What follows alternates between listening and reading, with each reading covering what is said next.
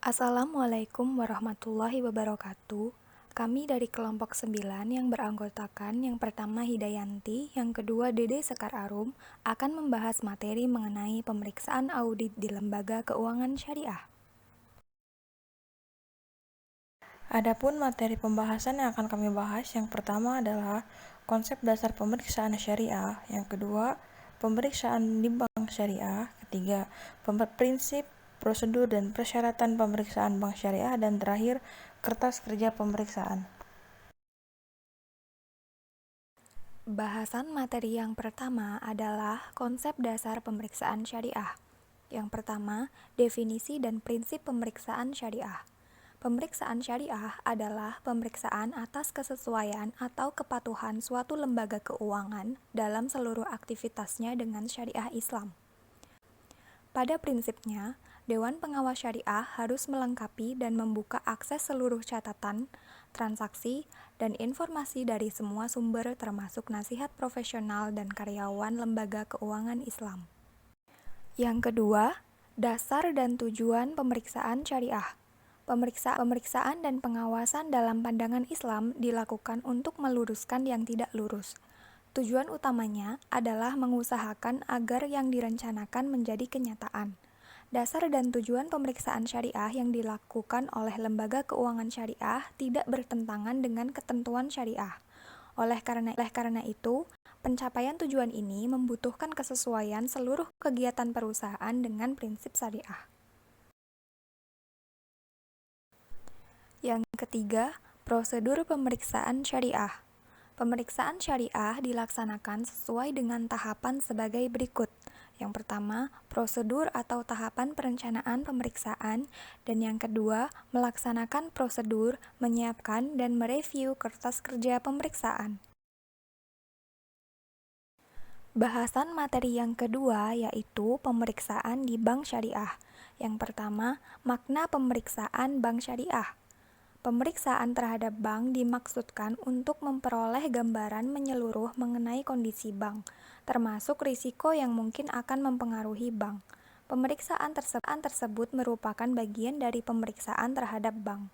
Pada dasarnya, pemeriksaan yang dilakukan oleh Bank Indonesia dilaksanakan secara berkala, sekurang-kurangnya 1 tahun sekali untuk setiap bank. Yang kedua, persyaratan pemeriksaan.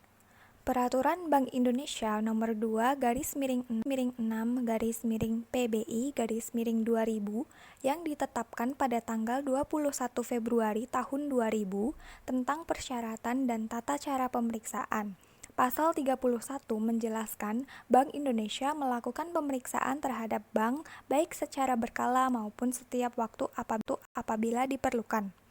Pasal 33 ayat 2 UU Nomor 10 Tahun 1998 tentang perbankan menyebutkan persyaratan dan tata cara pemeriksaan sebagaimana dimaksud dalam pasal 31 dan pasal 31A ditetapkan oleh Bank Indonesia. Yang ketiga, tujuan pemeriksaan pada bank syariah. Poin pertama, tujuan pemeriksaan terhadap lembaga syariah. Memperoleh gambaran menyeluruh tentang perkembangan usaha dan keadaan keuangan bank, termasuk mendeteksi hal-hal yang dapat mempengaruhi tingkat kesehatan maupun kelangsungan usaha bank. Kemudian, meneliti kebenaran atas dugaan adanya transaksi yang merupakan tindak pidana di bidang perbankan. Kemudian poin kedua yaitu tujuan audit kas bank dan setara kas. Berdasarkan pasal 31 UU Nomor 23 Tahun 1999 sebagaimana diubah dengan UU Nomor 3 Tahun 2004 tentang BI, tujuan audit kas bank dan setara kas adalah untuk memeriksa apakah terdapat internal kontrol yang cukup baik atas kas dan setara kas serta transaksi penerimaan dan pengeluaran kas dan bank. Kemudian memeriksa apakah saldo kas dan setara kas yang ada di neraca per tanggal neraca betul-betul ada dan dimiliki oleh perusahaan. Yang keempat, tata cara pemeriksaan. Dalam memberikan penugasan kepada pihak lain untuk melakukan pemeriksaan, Bank Indonesia menerbitkan surat perintah kerja. Pelaksanaan pemeriksaan oleh pihak lain tersebut wajib dilaksanakan sesuai dengan surat perintah kerja dan Terms of Reference yang ditetapkan oleh Bank Indonesia yang merupakan bagian tidak terpisahkan dari surat perintah kerja. Kemudian, alur pemeriksaan meliputi: pertama, tim pemeriksa wajib menyerahkan surat instruksi pemeriksaan dari Bank Indonesia kepada pihak-pihak yang diperiksa. Kemudian, sebelum akhir pemeriksaan, tim pemeriksa wajib melakukan konfirmasi dengan pimpinan bank. Ketiga, setelah pemeriksaan berakhir, tim pemeriksa menyusun penjelasan secara tertulis kepada Bank Indonesia selambat-lambatnya 3 hari kerja setelah berakhirnya proses laporan hasil pemeriksaan. Yang keempat, Bank Indonesia menyampaikan laporan hasil pemeriksaan kepada bank atau kantor perwakilan bank asing. Kemudian, isi Terms of Reference pemeriksaan memuat antara lain: yang pertama, tujuan dan ruang lingkup pemeriksaan; yang kedua, jangka waktu pelaksanaan; yang ketiga, penyusunan laporan hasil pemeriksaan; yang keempat, teknik dan etika pemeriksaan; yang kelima, jumlah dan kualifikasi tenaga pemeriksa; yang keenam, kerahasiaan pemeriksaan; dan yang terakhir, kertas kerja pemeriksaan. Adapun materi yang selanjutnya yaitu prinsip, prosedur, dan persyaratan pemeriksaan bank. Yang pertama itu prinsip syariah. Prinsip syariah adalah suatu perjanjian berdasarkan hukum Islam antara bank dan nasabah untuk menyimpan dana dan pembiayaan kegiatan usaha atau kegiatan lainnya yang dinyatakan sesuai dengan syariat. Antara lain adalah pembiayaan dengan menggunakan prinsip mudharabah dan prinsip penyertaan modal atau musyarakah, dan juga menggunakan prinsip sewa murni atau ijarah, dan dengan adanya perpindahan kepemilikan atas barang yang disewakan. Yang kedua itu wewenang Dewan Pengawas Syariah. Adapun wewenang Dewan Pengawas Syariah sebagai berikut. Yang pertama, memberikan pedoman secara garis besar tentang aspek syariah dan operasional bank Islam, baik penyerahan dana, penyaluran dana, maupun kegiatan bank lainnya. Yang kedua itu mengadakan perbaikan terhadap suatu produk yang telah atau yang sedang berjalan. Yang ketiga itu ada pihak-pihak yang diperiksa. Bank Indonesia dapat melaksanakan pemeriksaan terhadap bank atau kantor perwakilan bank asing. Dalam melaksanakan pemeriksaan terhadap bank, Bank Indonesia dapat juga melakukan pemeriksaan terhadap perusahaan induk dari bank, perusahaan anak dari bank, pihak terkait dengan bank, pihak terafiliasi dengan bank, dan debitur bank. Yang poin keempat, persyaratan bagi pihak-pihak yang memeriksa. Beberapa persyaratan bagi pihak-pihak yang memeriksa yaitu: yang pertama, pihak lain yang dapat memeriksa pemeriksaan harus berbentuk badan. Yang kedua, pemeriksaan yang dilakukan pemeriksa sekurang-kurangnya terdiri dari 2 orang. Tim pemeriksa sebagaimana yang dimaksud dengan ayat 2 terdiri dari pegawai Bank Indonesia yang ditunjuk untuk melakukan pemeriksaan. Pihak lain yang ditugaskan Bank Indonesia atau gabungan antara pegawai Bank Indonesia dan pihak lain. Poin yang kelima ada pemeriksaan oleh pihak asing. Tim pemeriksa yang melakukan pemeriksaan sebagaimana dimaksudkan dalam pasal 15, 16, dan 17 wajib melaporkan dan menyampaikan hasil pemeriksaan kepada Bank Indonesia segera setelah pemeriksaan berakhir.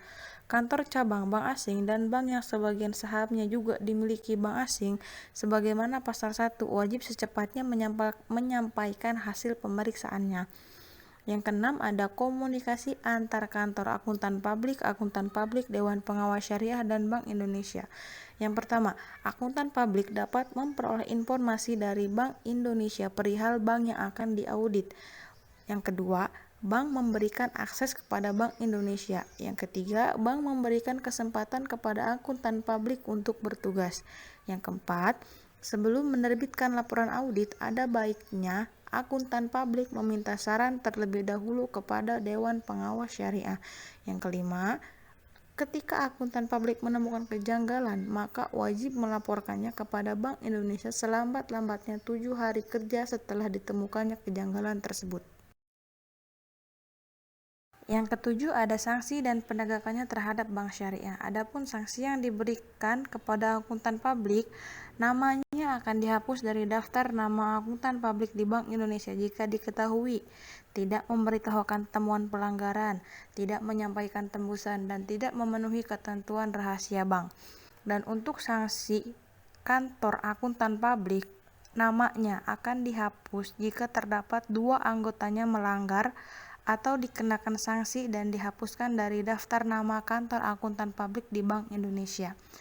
Yang kedua itu penegakan sanksi oleh Bank Indonesia. Yang pertama, pemutusan hubungan kerja secara sepihak, menetapkan denda sebesar biaya yang dikeluarkan untuk menjalankan tugas, pencabutan izin usaha kepada instansi yang berwenang, dan yang terakhir, akuntan publik yang bersangkutan akan dikeluarkan dari daftar nama akuntan publik. Dan yang terakhir ada implikasi dari sanksi Bank Indonesia. Anggota Dewan Komisaris, Direksi, Pemimpin Kantor Cabang Bank Asing, dan lainnya yang memberikan ketidakbenaran dari segala keterangan, dokumen, dan berkas lainnya, maka akan mendapatkan sanksi sebagai berikut.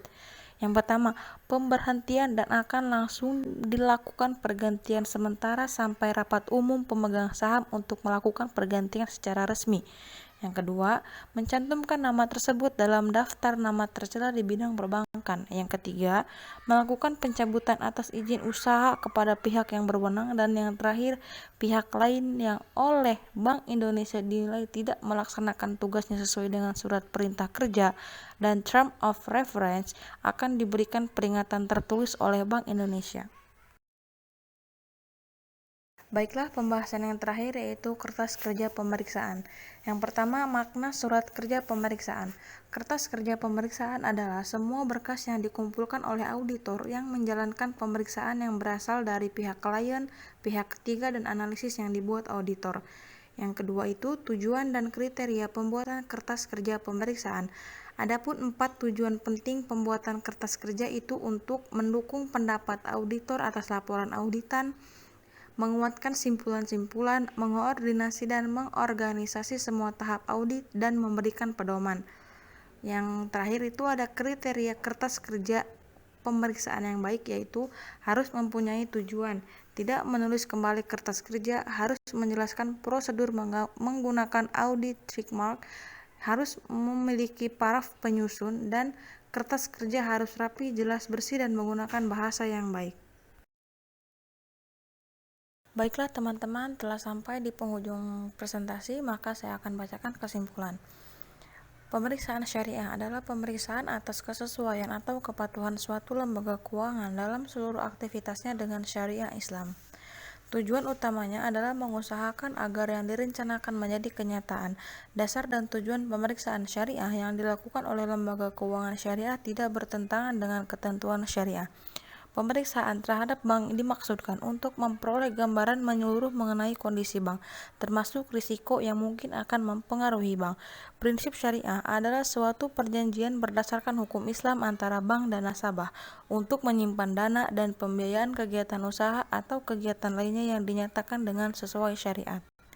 Sekian dari kelompok 9. Wassalamualaikum warahmatullahi wabarakatuh.